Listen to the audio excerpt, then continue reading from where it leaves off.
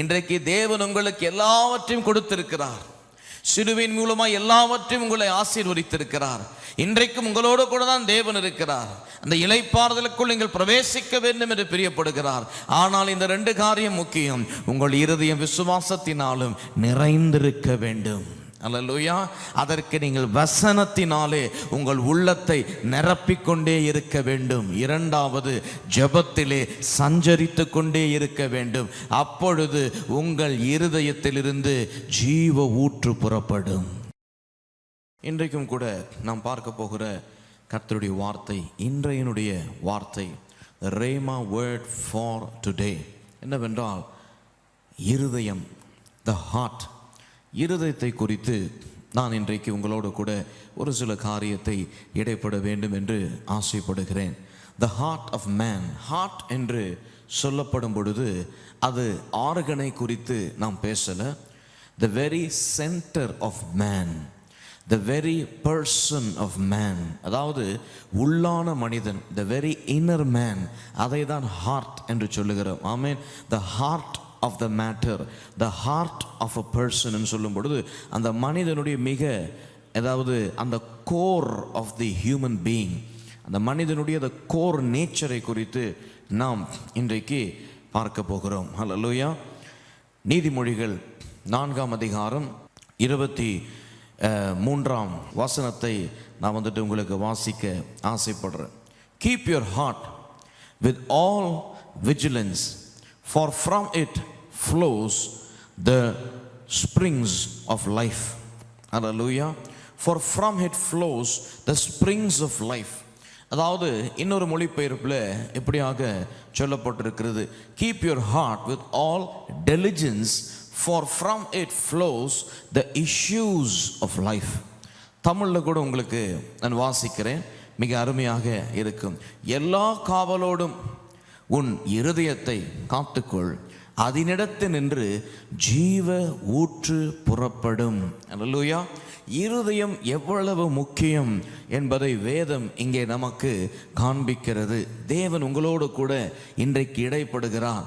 உங்கள் இருதயத்தை நீங்கள் ஜாக்கிரதையாக காத்துக்கொள்ள வேண்டும். அல்லேலூயா. அதிலிருந்து தான் ஜீவ ஊற்று புறப்படுகிறது. அல்லேலூயா. எங்கே இருந்து ஜீவ ஊற்று புறப்படுகிறது? வெளியே இருந்து கிடையாது, வேறு யாரிடத்திலிருந்தும் கிடையாது, உங்களுக்குள்ளிருந்து ஜீவ ஊற்று புறப்படுகிறது. ஏனென்றால் கர்த்தர் உங்களுக்குள் வாசமாக இருக்கிறார். ஆகவே அவர் உங்களுக்குள்ளிருந்து ஜீவ ஊற்றுக்களை புறப்பட பண்ணுகிறவராக இருக்கிறார். ஆகவே மிகவும் நீங்கள் கவனமாக உங்கள் உள்ளத்தை, உங்கள் இருதயத்தை காவல் காக்க வேண்டும்.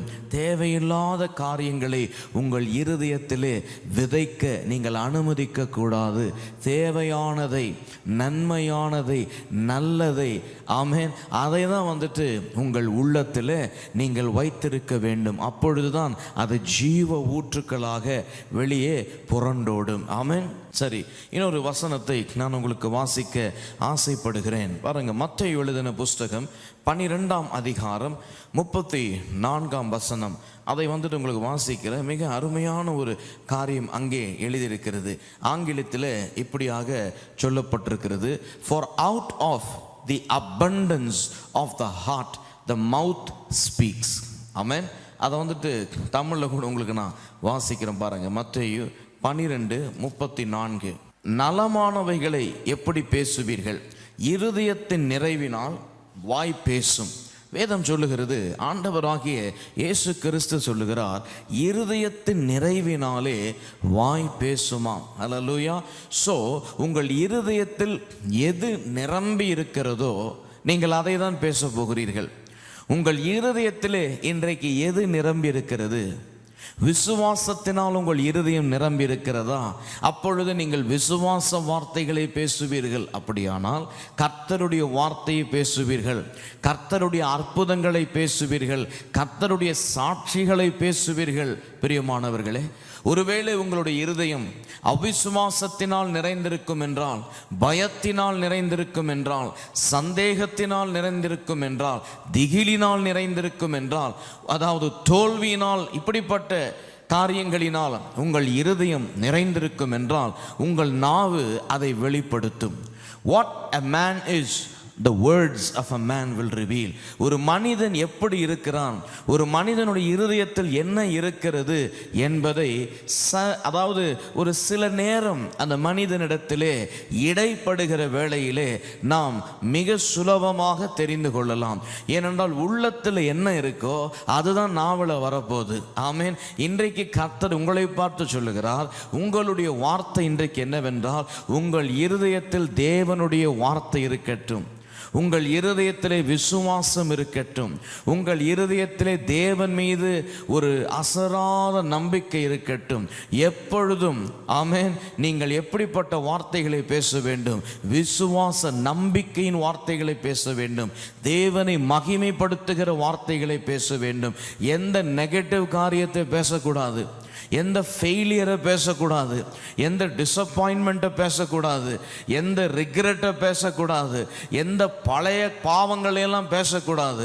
வேதம் சொல்லுகிறது, உங்களுடைய நாவிலே அதாவது நல்ல காரியங்களை நீங்கள் வைத்து பேச வேண்டும். அப்போ உங்கள் இருதயம் எப்படி இருக்கணும்? விசுவாசத்தினாலே நிறைந்திருக்க வேண்டும். அல்லேலூயா. வாசிக்கிறோம் பாருங்க, எபிரேயர் 3:12.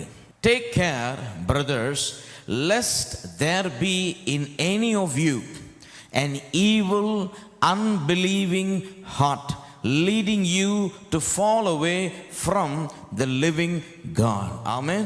உங்களுக்குள்ளாக, அதாவது வேதம் சொல்லுகிறது, எந்த விதமான தவறான அதாவது அவநம்பிக்கையான உள்ளம் இருக்க வேண்டாம். வாசிக்கிறோம் பாருங்க, எபிரேயர் 3:12. சகோதரரே, ஜீவனுள்ள தேவனை விட்டு விலகுவதற்கு ஏதுவான அவிசுவாசம் உள்ள பொல்லாத இருதயம். வேதம் சொல்லுகிறது, பொல்லாத இருதயம், அவிசுவாசமான இருதயம் எப்படிப்பட்டதாம்? பொல்லாத இருதயமாக இருக்கிறது. உங்களில் ஒருவனுக்குள்ளும் இராதபடிக்கு நீங்கள் எச்சரிக்கையாயிருங்கள். கர்த்தர் சொல்லுகிறார், உங்களுக்குள் அவிசுவாசமான இருதயம் இருக்கக்கூடாது. அது எப்படிப்பட்ட இருதயமாக கருதப்படுகிறது என்றால், பொல்லாத இருதயமாய் கருதப்படுகிறது. இருதயத்திற்கு ஒரு தன்மை இருக்கிறது. பிரியமானவர்களே, நீங்க அந்த இருதயத்தில் எதினாலே நிரப்புகிறீர்களோ அந்த அவுட்புட் அதை கொடுக்கும். அல்லேலூயா. நீங்க விசுவாசத்தில் நிறைஞ்சிருந்தா அந்த அவுட்புட் கிடைக்கும். நீங்கள் அவிசுவாசத்தில் நிறைஞ்சிருந்தால் அந்த அவுட்புட் உங்களுக்கு கிடைக்கும்.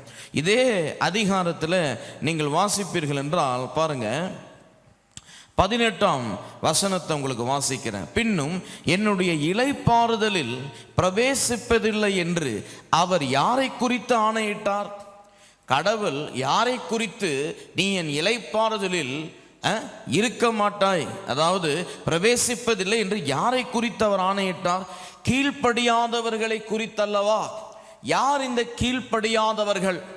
19ஆம் வசனம் தெளிவாக சொல்லுகிறது, ஆதலால் அவிசுவாசத்தினாலே அவர்கள் அதில் பிரவேசிக்க கூடாமற் போனார்கள் என்று பார்க்கிறோம். கீழ்ப்படியாதவர்கள் யாருங்க? அவிசுவாசம் உள்ளவர்கள். நீங்கள் தேவனுடைய இளைப்பாறுதலுக்குள்ளாக பிரவேசிக்க வேண்டும் என்றால், தேவனுடைய ஆசீர்வாதங்களுக்குள் பிரவேசிக்க வேண்டும் என்றால், தேவனுடைய சகல ஐஸ்வர்யத்தை பெற்றுக்கொள்ள வேண்டும் என்றால், தேவனிடத்தில் சுகத்தை, பலத்தை, நன்மையை, ஞானத்தை பெற்றுக்கொள்ள வேண்டும் என்றால், தேவனிடத்தில் இணைந்தே இருக்க வேண்டும் என்றால், ஒரு காரியம் அதிக அவசியமாக இருக்கிறது பிரியமானவர்களே. அது என்னவென்றால் விசுவாச இருதயம். அவிசுவாச இருதயத்தில் இஸ்ரவேலர்கள் நிறைந்திருந்தார்கள். ஆகவே அவர்களுக்கு முன்பதாக பாலும் தேனும் ஓடுகிற தேசம் இருந்தாலும் அவர்களால் பிரவேசிக்க முடியாமல் போயிற்று. தேவன் அவர்களோடு இருந்தாலும் அவர்களால் பிரவேசிக்க முடியாமல் போயிற்று. தேவனுடைய அற்புதங்களை அவர்கள் பார்த்திருந்தும் அவர்களாலே அதை ருசிக்க முடியாமல் போயிற்று. ஆகவே பிரியமானவர்களே, இன்றைக்கு கர்த்தர் இருதயத்தை குறித்து ஏன் பேசுகிறார் என்றால், அந்த இருதயத்தை விசுவாசம் மட்டுமே ஆளுகை செய்ய வேண்டும். அவ்விசுவாசத்தினால் உங்கள் இருதயம் ஆளுகை செய்யப்படாதபடிக்கு ஜாக்கிரதையாக இருங்கள். ஏனென்றால் அது வந்துடுச்சுன்னா உங்களால் என்ன பண்ண முடியாது? சுதந்தரிக்க முடியாது, இளைப்பாறுதலில் பிரவேசிக்க முடியாது. முடியாது.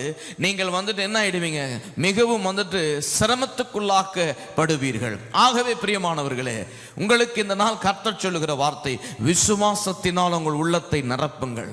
சரி, விசுவாசம் விசுவாசம் என்று சொல்லுகிறீர்களே, விசுவாசத்தினால இருதயத்தை காத்துக்கொள், இருதயத்தை காவல் காத்துக்கொள் என்று சொல்லுகிறீர்களே, விசுவாச இருதயம் உள்ளவர்களாக இருங்கள் என்று சொல்லுகிறீர்களே, எப்படி இந்த விசுவாசத்தை நான் பெறுவது என்று நீங்கள் கேட்பீர்கள் என்றால் அதற்கும் விடை இருக்கிறது.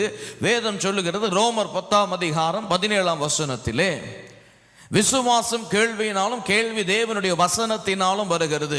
So faith cometh by hearing and hearing the word of God. விசுவாசம் தேவனுடைய வார்த்தையிலே வருகிறது.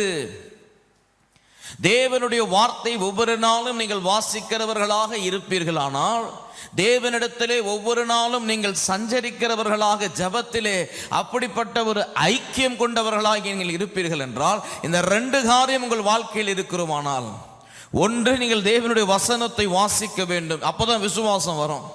2வது, அந்த விசுவாசம் வரும்பொழுது நீங்கள் தேவனோடு சஞ்சரித்து கொண்டிருக்க வேண்டும், அப்பதான் விசுவாசம் உங்களை விட்டு விலகாது. அல்லேலூயா. அப்பொழுது பிரியமானவர்களே, இந்த 2 காரியம் உங்கள் வாழ்க்கையில் இருக்குமானால், பொல்லாத இருதயம் உங்களுக்குள் யாருக்குள் இருக்காது. உங்களுக்குள் எப்படிப்பட்ட இருதயம் இருக்கும்? விசுவாசத்தில் வல்லமையுள்ள இருதயம் உங்களுக்குள்ளாக இருக்கும். பிரியமானவர்களே, இன்றைக்கு தேவன் உங்களுக்கு எல்லாவற்றையும் கொடுத்திருக்கிறார். சிலுவையின் மூலமாக எல்லாவற்றையும் உங்களை ஆசீர்வதித்திருக்கிறார். இன்றைக்கும் உங்களோடு கூட தான் தேவன் இருக்கிறார். அந்த இளைப்பாறுதலுக்குள் நீங்கள் பிரவேசிக்க வேண்டும் என்று பிரியப்படுகிறார். ஆனால் இந்த 2 காரியம் முக்கியம். உங்கள் இருதயம் விசுவாசத்தினாலும் நிறைந்திருக்க வேண்டும். அல்லேலூயா. அதற்கு நீங்கள் வசனத்தினாலே உங்கள் உள்ளத்தை நிரப்பிக்கொண்டே இருக்க வேண்டும். 2வது, ஜெபத்திலே சஞ்சரித்து கொண்டே இருக்க வேண்டும். அப்பொழுது உங்கள் இருதயத்திலிருந்து ஜீவ ஊற்று புறப்படும். அல்லேலூயா. நீங்கள் சகல ஆசீர்வாதங்களுக்கு பாத்திரவான்களாக இருப்பீர்கள். ஆமென். நம் கண்களை மூடுவோம், ஜெபிப்போம். பரலோக பிதாவே, குமாரனாகிய இயேசுவின் நாமத்தினாலே மண்டையிலே வருகிறோம். இந்த ரேமா வார்த்தை இந்த நாள் ஆண்டவரே, இவர்கள் ஒவ்வொருவருக்கும் நீர் கொடுத்த அந்த வார்த்தையினாலே இவர்கள் ஆசீர்வதிக்கப்படுவார்களாக. இவர்கள் உள்ளத்திலே ஜீவ ஊற்று இருக்கிறது. இவர்கள் உள்ளத்திலே ஆண்டவரே ஜீவன் இருக்கிறது. அது ஜீவன் வெளியே வருவதற்கு அவர்கள் விசுவாசத்திலே நிறைந்திருக்க வேண்டுமே. அவிசுவாசம் அவர்களை விட்டு அகன்று போக வேண்டுமே.